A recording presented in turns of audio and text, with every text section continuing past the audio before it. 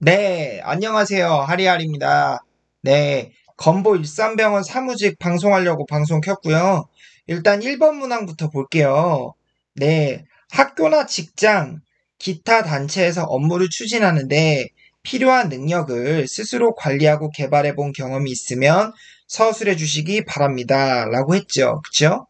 일단은 이 문항을 볼 때 중요한 거는 저는 항상 문항을 볼 때 어떤 포인트를 잡아요. 제가 잡은 포인트는 주목한 포인트는 스스로 관리하고 개발했다는 거예요. 그래서 이제 여기다가 여러분들이 그냥 능력, 직무 이렇게 하실 수도 있겠지만 꼭 직무 관련 능력을 쓰면 좋겠지만 그게 없다면 저는 사실 그것보다 문항에서 요구하는 대로 쓰는 게 먼저라고 생각을 해요. 그게 먼저다. 그러니까 괜히 여기다 직무 연관성 집어넣겠다고 어거지로 구겨 넣다가 문항이랑 안 맞는 여기서 중요한 게 필요한 능력을 스스로 관리하고 개발해야 돼요. 그러니까 물론 제가 쓴 것도 사실 조금은 부족하고 안 맞는 부분이 있다는 걸 알아요. 근데 이제 여러분들도 마찬가지겠지만 한정된 소재를 가지고 무한으로 자소서를 찍어내는 게 중요해요. 보시면 본인이 속한 곳에서 담당하게 될 업무를 추진하는데 이런 능력이 필요하다고 판단한다. 그리고 이 능력을 업그레이드 시키고자 한다. 그런 상황을 앞에다 깔아주시고 그리고 스스로 자발적으로 그런 능력을 관리, 개발한 이야기를 써줘야 돼요. 아셨죠? 보면은 제가 쓴 거는 이제 읽어보시면 두 가지 경험이 기억에 남습니다. 첫째, 디자인 싱킹 동아리 운영할 때 새로운 프로젝트를 끊임없이 발굴해야 되는 역할을 소화하고자 다음과 같은 노력을 했습니다. 신문 구독과 국문과 복수 전공 등입니다. 문화, 세계, 과학 등 IT 등 상대적으로 소외된다고 판단되는 면들에 주목해서 구독을 했습니다. 섹션에. 또한 프로젝트의 스토리를 얹어서 사람들을 설득시키고자 국문과를 복수 전공했습니다.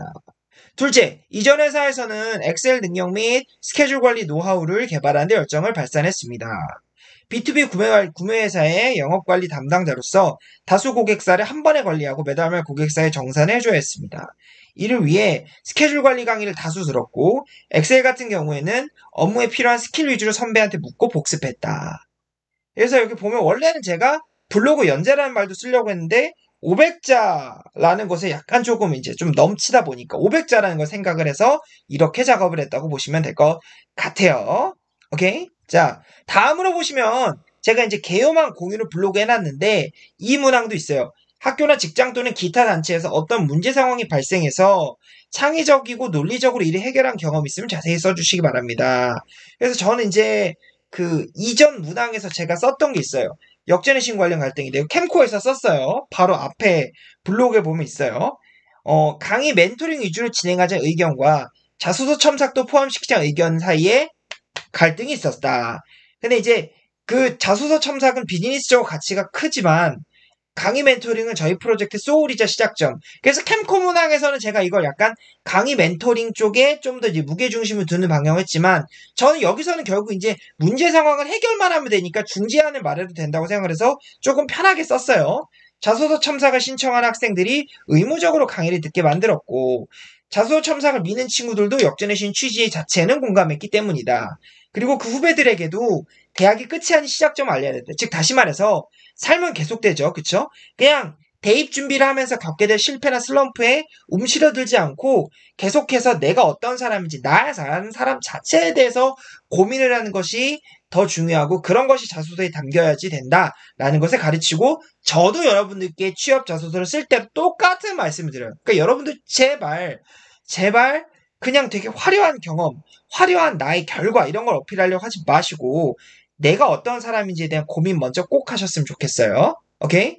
그래서 그렇게 해서 모두가 만족할 수 있는 대안을 만들어내면서 프로젝트 팀 자체가 훨씬 더 발전할 수 있게 되었다는 이야기를 여기다가 한번 적어 보았습니다. 오케이, 바리? 그래서 이제 보시면 창의적이고 논리적으로 문제를 해결한 것이 두드러지고 보이고 있다는 것을 제가 말씀드릴 수 있을 것 같아요. 네, 방송 끝났고요.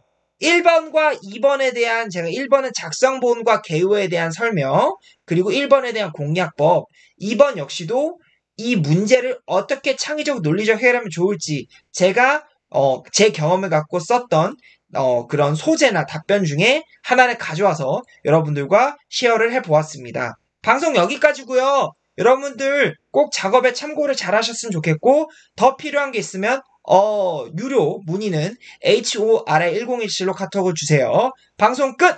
안녕히 계세요.